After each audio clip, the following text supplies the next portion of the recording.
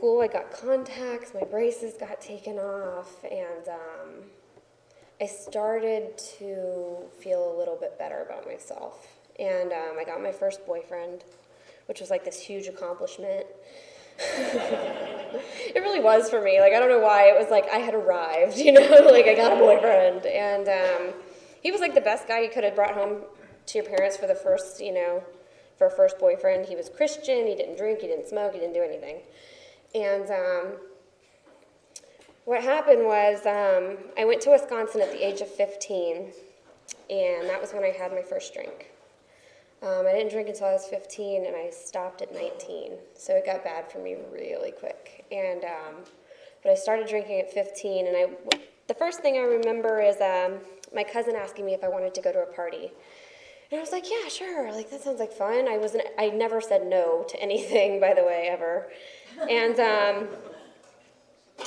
And so we went, and my idea of a party up until that point was, cake and ice cream, and the parents are there, and really, like, the hype was if you got to go swimming in the pool, that was like a crazy party, and so for me, I got to this party, and it was out in the woods, it was in this 2-story cabin, it was really loud music, like 60 cars outside. At least this is how I remember it. Everything's always worse in my mind.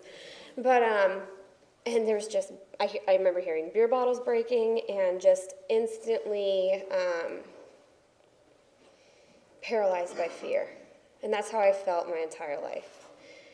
Pretty much when I walked into a room and I didn't know what was going to happen, or if I didn't know you guys well enough, even when I walked in with my family, I just always had this like sense of impending doom, like something really awful is going to happen.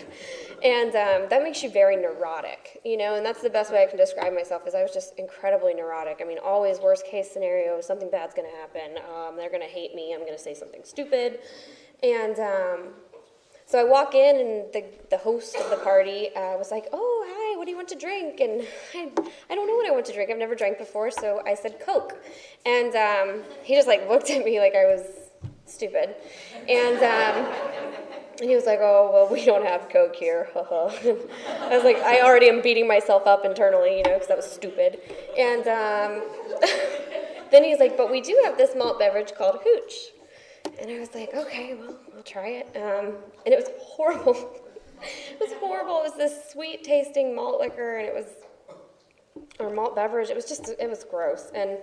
But I was incredibly nervous, so I drank it incredibly fast. And what ended up happening was the reason I drank was because I didn't want people to think I didn't drink.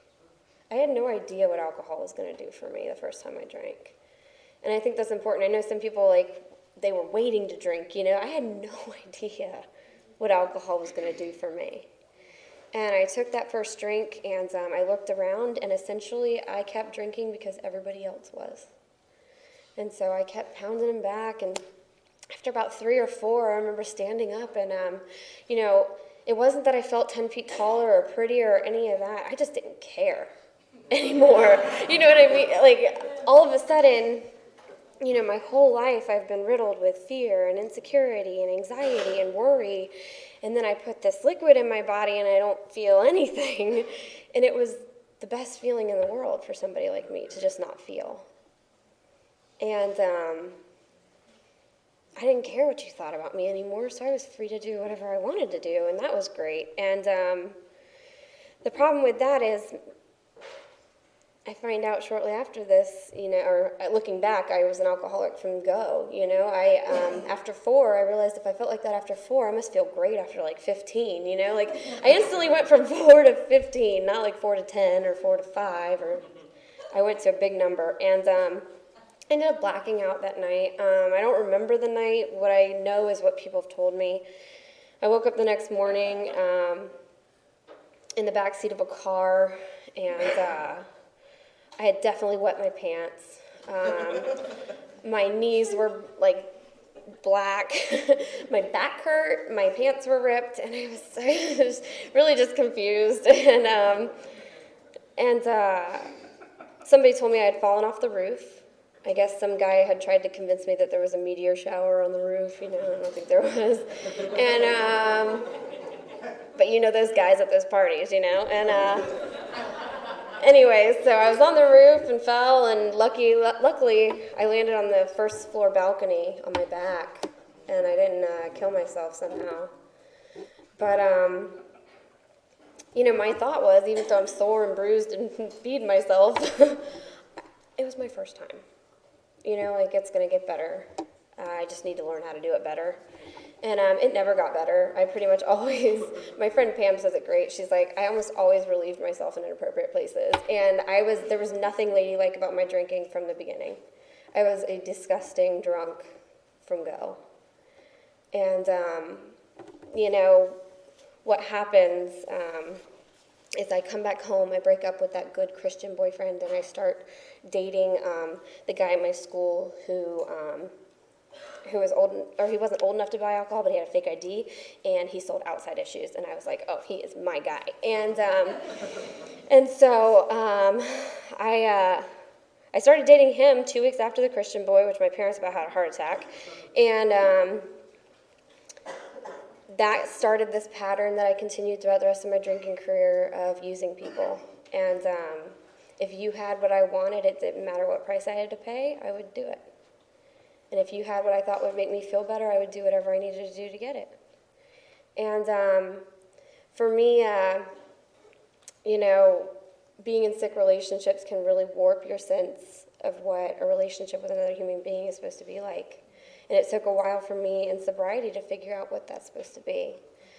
And, but for me, I managed to just be a weekend warrior in high school. I drank as much as I could, but my parents were those, strict parents. You didn't go anywhere unless they knew where you were. You called when you left. You called when you were heading home, and you better be home on curfew.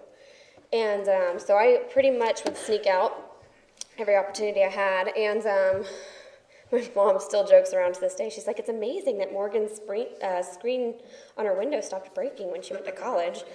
And I was like, yeah, that's so funny. But we joke around about it now. But anyways, I ended up getting into a pretty good college. My grades in high school, like I said, I was able to manage then. I was able to drink and manage my life pretty effectively.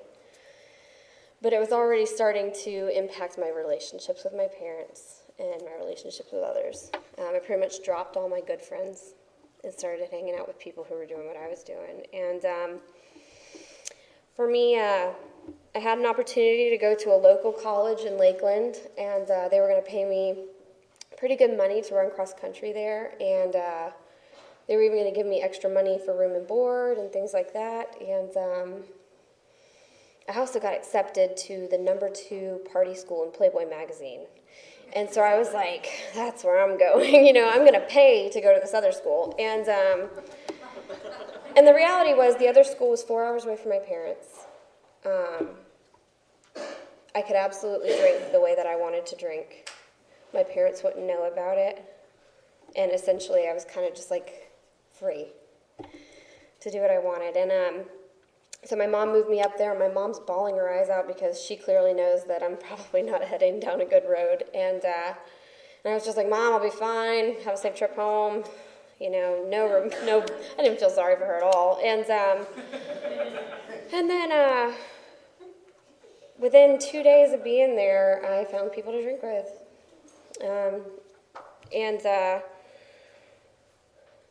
By the 3rd day of being there, I met my roommates. My 2 roommates who lived with me throughout my stay at Florida State. And by the 2nd day of knowing them, they were carrying me into my dorm. Because I just couldn't make it up the stairs. It was too tall of an order, And we had elevators, too. It was really pathetic. But I remember, just all this stuff started happening. I don't know if you know, dorm beds are really high. They're this high up, and you put all your stuff underneath it. And I couldn't get into my bed. I would slam into the side of it repeatedly, and wake up with huge bruises across my chest. And what happened? And so my roommates bought a stepladder for me. And I was just, and it was always that my bed's too high, or there's just too many stairs to the 2nd floor. I never could link that alcohol was causing problems in my life. And what eventually started happening is my alcoholism got more serious. I went from drinking every weekend to drinking every day. I went from drinking only at nights and pre-gaming to waking up at like 1 or 2 in the afternoon and starting drinking then and continuing drinking throughout the night. And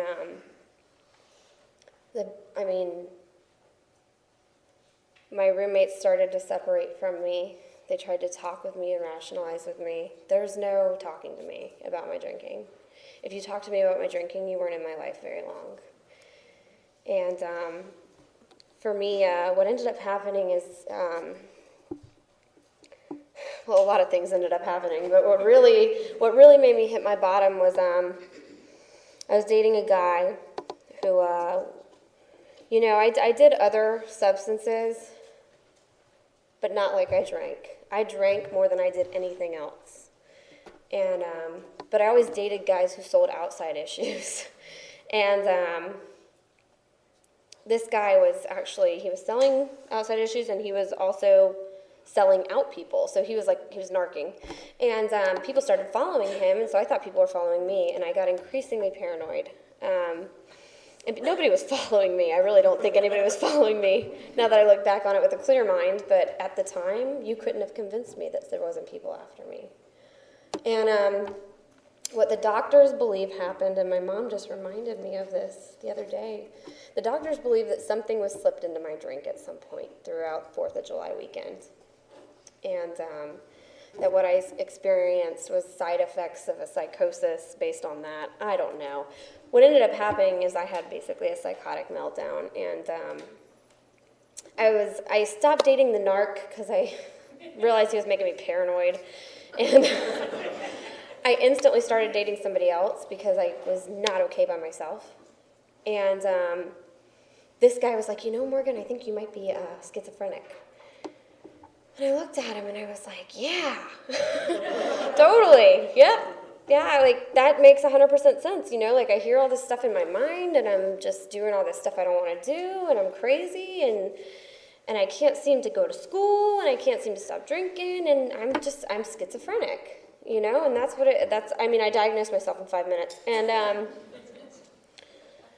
what, the scary part is what I did in the next 10 minutes is absolutely amazing to me. I look back now and I'm like, how could I have even thought that? But I convinced myself that I was schizophrenic, that Florida State University was a school for schizophrenic people, that my parents have known my entire life that I was schizophrenic and didn't tell me, and that I was the I was the study subject for all of the kids at Florida State. So everybody has been watching me my entire stay, right? Talk about self-centeredness, right? And, you could not have told me different. I absolutely 100% believe, I can laugh about it now, but, I was mortified and horrified. There's a part in the big book, I can't quote it perfectly, but it says, we're horrified that somebody might have observed us or something like that. And, that's how I felt, was oh my God, everybody's been watching me, and the things I have been doing are so, incomprehensibly bad. And what also happened was I developed this and I can't even describe it. I don't think intense hatred justifies it. I hated who I had become. The level of self-hatred I have, I really can't put into words. You only know it if you felt it. And I remember that night after I realized thought I was schizophrenic and thought all this stuff, I just remember thinking, I hope I never wake up. I don't want to live another day in this world, ever. And I remember, all I remember is somebody calling my mother. And my mother and father were supposed to go away on a romantic weekend. Instead, they had to come to Tallahassee to do an intervention. And my parents drove up. I knew they were coming. And I hadn't eaten in 4 days, probably, because I was convinced my roommates, who had done nothing but taking care of me, had poisoned my food. I'm so serious. It's crazy. I was convinced that the feds had gotten to them and that they were selling me out. I wouldn't let you in my room. My room was filth. I'm pretty sure I had roaches and bugs and all sorts of stuff. And if there was a roach on the wall, I was sure there was a camera in it. I mean, that's how, like, insane I had gotten, you know? And I also had this weird thing that when I would black out, I would buy exotic animals. And so I had, like, terrariums all over my room. I had an albino corn snake. I had emperor scorpions. I had this, like, Pac-Man frog that had died a long time ago, but was just rotting in my room. I mean, it was bad. I mean, you could look in my room and be like, wow, this girl has a bad problem. And I knew my parents were coming, and I didn't do anything to, like, clean up my room, maybe, like, throw away my paraphernalia, nothing. You know, I just left it all everywhere, and I didn't have it in me. I hadn't showered in 2 weeks. I had no energy. I was blacking in and out of consciousness from not eating, and my parents got there, and my dad walked in, and my mom walked in, and my mom's just angry from the get-go. And my dad looks at me, and he just starts crying. And he gets all, he's like just really bawling his eyes out. My dad's a military man, you know, and I haven't seen him cry a whole lot, but I remember looking at my dad and being like, what? Like, what? What's wrong with the way I'm living? Like, clearly there's something wrong with the way I'm living if you look around, but I can't see it. I'm so dead inside that I can't see the situation around me is not okay. And my parents were going to drive me to a hotel. They were going to put me up at the hotel and just kind of have a firm talking to. You know, we were going to do, like, my mom calls it a come to Jesus, you know, like where you're going to fly right and you're going to do what you need to do to graduate. And I was so psychotic that after 5 minutes of being in the car, my mom's like, we're going home. And she started driving me home to Lakeland. And Lakeland is 4.5 hours from Tallahassee. And what I did in that 4.5-hour car ride is awful. I told my parents my entire fifth step. I thought surely if I be honest about what's been going on in my life that I'll feel better. And so, like, I did, like, a sex inventory.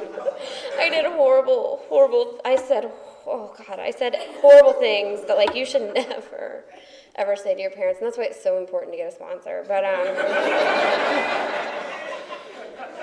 you know what happened, though, was I said all these horrible things, and I just remember my mom saying, shut up, Morgan, just shut up, and I couldn't. Absolutely couldn't. And I wasn't capable of it. And after saying all that stuff, I thought I'd feel better, and I felt so much worse. And after I felt so much worse, I was like, well, I just want to die. I'm going to kill myself. I really can't live like this anymore. And so my parents signed me into the mental health unit. And because at this point, I'm like, I know I'm schizophrenic, Mom and Dad. And I can't believe you haven't told me my entire life, you know. And then my mom said I even asked her if I had a baby. I was like, Mom, do I have a baby? Because if I have a baby, I would want to know. I mean, like, out of my mind. And, my parents put me into this mental health unit. I was there for 10 days because they really weren't sure if I was an alcoholic. I looked very sick. I mean, I looked very mentally ill, and mental illness runs in my family very strongly. I have an aunt who's schizophrenic. My grandfather was schizoaffective, and most people that are diagnosed get diagnosed around 20, and I was 19. So I looked the part. And they were ready to, actually, 2 doctors had preliminarily diagnosed me with the onsets of schizophrenia. And there was this one therapist at the hospital who came down, and I don't know if you guys have ever seen that skit on Saturday Night Live, but she looked like Linda Richmond off Coffee Talk. You know, she had these big old glasses, big old hair, and she talked like that. And somehow she convinced these psychiatrists to let me into her outpatient program. And what I found out later was there was a contingency. If I was not better after 7 weeks, I was to be readmitted to their mental health unit. And She saved my life, absolutely 100%. I believe that God put certain people in your world at exactly the right moment. And Clancy talks about seconds and inches. You know what I mean? Seconds and inches, I wouldn't have made it here. And this outpatient program required you to go to AA or NA meetings. It required you to get a sponsor. It required you to work step 1. And I was assigned my first sponsor. She was the only other young person in our area. And this girl, you know, God puts me exactly where I need to be, because this girl, she was absolutely out of her mind. Out of her mind. She had about a year sober. She was 21. She was crazy. But she was exactly what I needed at that moment. Exactly what I needed. And she hung out with women who had 30, 40, 50 years of sobriety. And I started hanging out with those women. We got in this car, and these women were around me, and they were talking, and I wanted to tell them my sad story so they could understand why I wound up in Alcoholics Anonymous, and they didn't care to hear it. They, actually one woman who, oh my God, I love her so much. She just celebrated 54 years, 53 years, 54 years. She had her oxygen on, and she like straightened up her oxygen, and she was like, "Why don't you just listen?"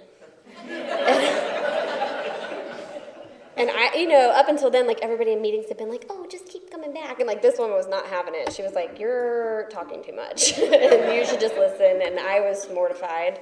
And I was like, I'm never hanging out with these women again. They're all rude. Every time I would talk, they would talk over me. And I guess I'm a glutton for punishment. I kept hanging out with those women. And what really happened was, after the meeting, we drove 2 hours to a meeting, which I had no idea I was signing up for. And then after the meeting, we went to dinner, and those women started laughing at their past. And at first, you know, they were saying these things they had done out loud, and I was like, "Oh my gosh, you don't say that in public," you know? Like, I was just like, "Oh my gosh, I cannot believe they're saying these things," you know? And they were laughing at it, though, and I wanted that so bad. I didn't want to laugh at my past so much as I just wanted to be free of it. And what ended up happening is I kept running around with those women. I was just blessed with that gift of desperation. And those women showed me how to live in this program. And I ended up picking a sponsor that I really actually did not like her very much. But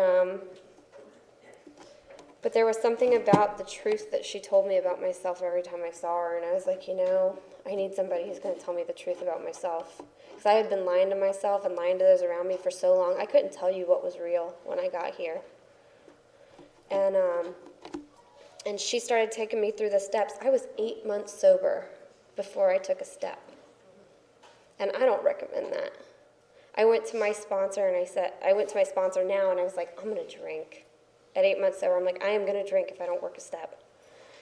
And she started taking me through the steps, and by a year, I had been through my steps, and I moved to Tampa, and I became a member of the Tampa Young People's Group, and I started sponsoring girls for the first time, and my sobriety changed.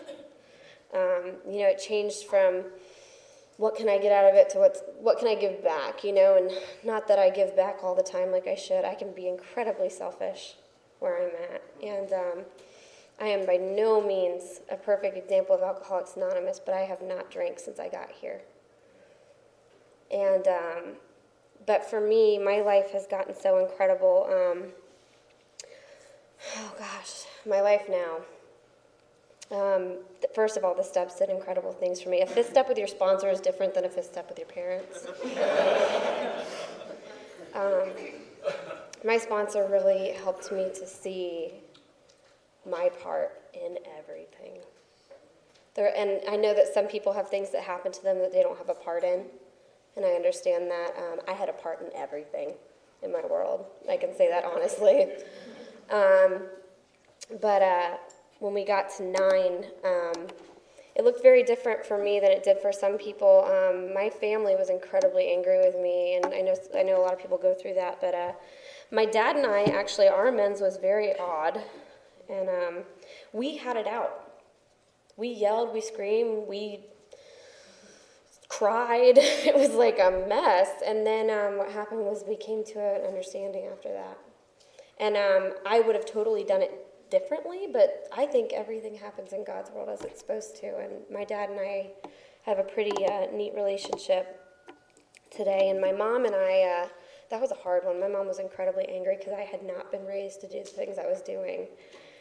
And I decided to take up golf at 22 years old, and I started golfing with my mother, and I fell in love with my mom on the golf course.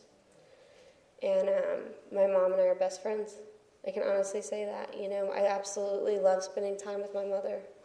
I never thought I could even be in the same room as my mother for long. And we can spend whole days together and not kill each other. It's amazing.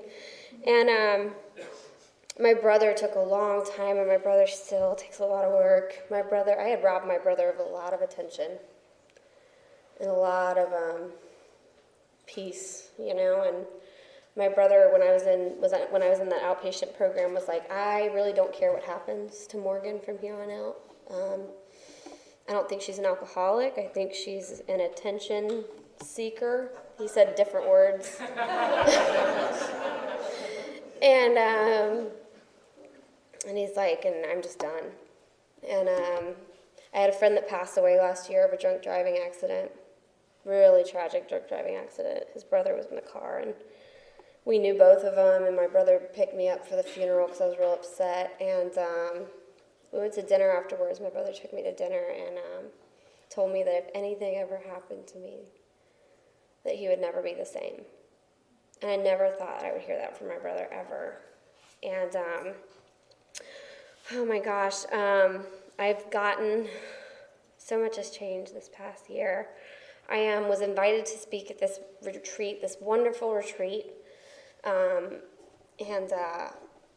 the Friday night speaker was this guy named Stefan, and I ended up speaking Saturday morning. He was Friday night, I was Saturday morning, and I had hit a point in my sobriety where I was like, I'm not going to date. I'm not going to look for somebody anymore. I'm just going to be with Morgan.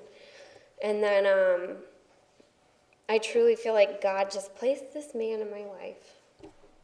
And that's the only way I can put it. Like, I had really just given up to God. The whole relationship thing and the whole dating thing, I was done. And I feel like God's placed this perfect partner in my life, and we're going to be married in a little over a year.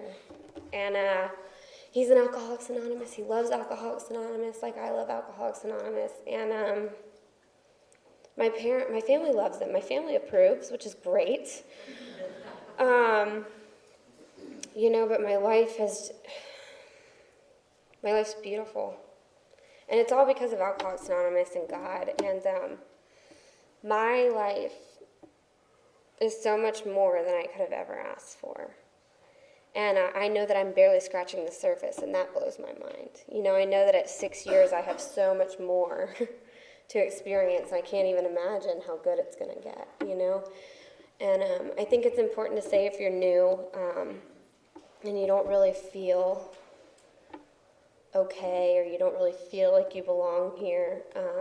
I didn't feel like I belonged here for 30 days, probably even longer than that. I mean, I probably questioned it for a long time, but what I found was that if I kept coming back long enough and I talked with enough women, that eventually I kind of just got sucked in. It's hard not to. And so if you're new and you feel like you're never going to not hate yourself, like, I pretty much like myself most days, which is amazing because I hated myself. And keep coming back, get a sponsor, work the steps,